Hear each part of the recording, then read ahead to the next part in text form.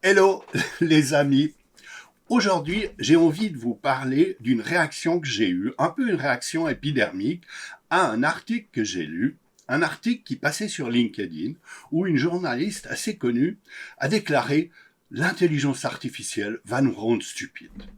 J'ai trouvé que c'était une remarque vraiment grossière et que c'était vraiment passer à côté des opportunités que nous offrent aujourd'hui les intelligences artificielles.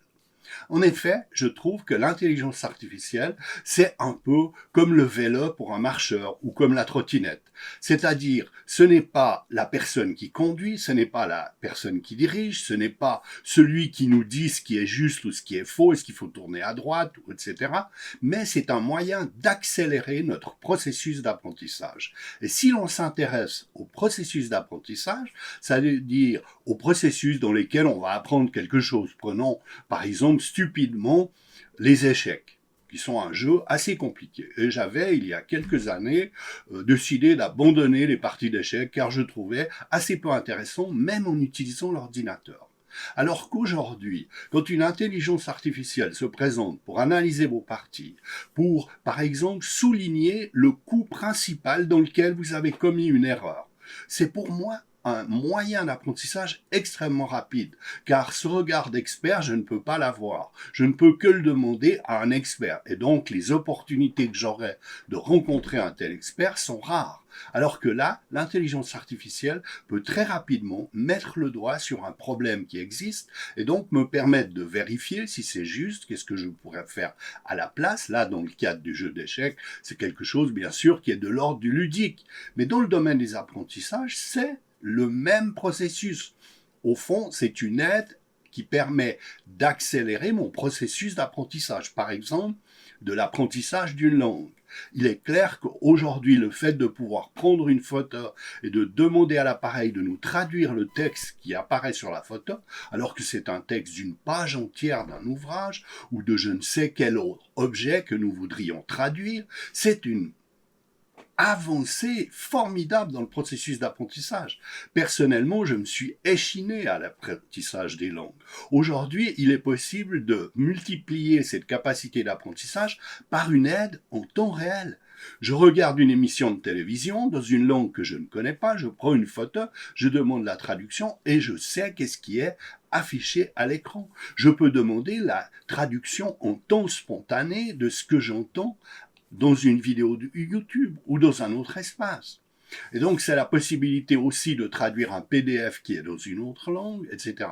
Donc, je peux demander à résumer les idées essentielles. Je prendrai aussi l'exemple de ma thèse que j'ai remis à une intelligence artificielle pour tenter de voir ce qu'elle allait en dire. Et je dois dire que j'ai été soufflé par la capacité d'analyse du logiciel. Bien sûr, dans tous les exemples que je viens de vous donner, nous sommes dans des domaines précis. Ça veut dire que je ne fais pas d'illusion sur une sorte d'intelligence qui pourrait répondre à mes questions comme un enseignant ou comme un maître. Non, la question est plutôt d'avoir un outil pour accélérer nos processus d'apprentissage. Et je pense que la clé, que ce soit dans le domaine du coaching, que ce soit dans le domaine de la formation aujourd'hui, c'est que nous trouvions, que nous découvrions ensemble la manière d'utiliser ces instruments comme une aide qui permet à chacun de progresser plus rapidement, de manière plus fiable dans ses apprentissages.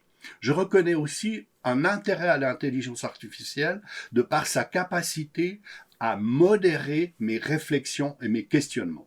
Régulièrement, j'ai pu observer que l'intelligence artificielle avait tendance à me ramener à une vision plus équilibrée et plus approfondie de certaines questions, que ce soit sur le plan philosophique ou personnel. Donc je pense qu'il y a vraiment un intérêt et que entendre une journaliste de haut niveau et de haut vol dire que l'intelligence artificielle allait nous rendre stupides me paraît vraiment ridicule. Peut-être qu'il faudrait préciser dans quel domaine est-ce qu'elle imaginait qu'elle allait nous rendre stupides, mais je pense que Et bien heureusement, je crois, les adolescents, les jeunes d'aujourd'hui vont réussir à trouver les moyens d'utiliser cette intelligence pour progresser.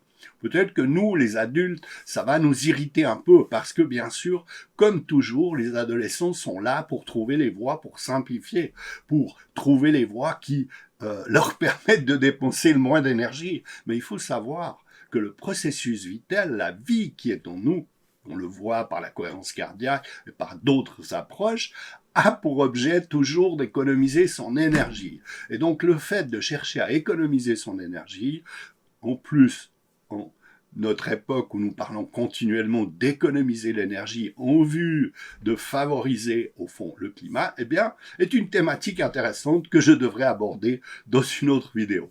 Allez, à bientôt, en salle ou en ligne. Merci. Et si vous n'êtes pas d'accord avec moi, super. Mettez votre commentaire, interpellez-moi, je suis prêt à discuter, je suis ouvert. Mais personnellement, je pense que l'intelligence artificielle, aujourd'hui, nous rend plus intelligents. J'en suis convaincu.